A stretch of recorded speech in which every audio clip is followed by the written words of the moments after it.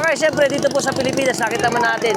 Ito po ang pinagmamalaki natin sa Pilipinas. Siyempre, partikular dito sa atin sa bayan ng Agunoy, sa probinsya ng Bulacan. Ang ating taunang ginaganap, kahit saan lugar dito, basta malapit sa Pangpang o sa Kailugan, ito po ay nagsasagawa ng mga tinatawag nating pagoda.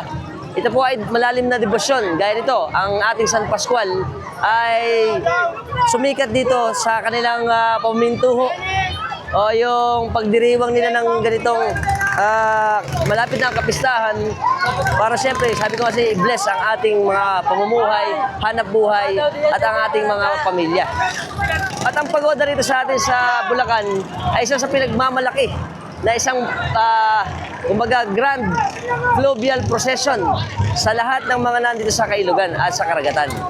Ito po ang saya ng mga piyesta na ginaganap dito sa atin sa bayan ng Agunoy, sa barangay ng San Pascual Bailon sa probinsya ng Bulacan.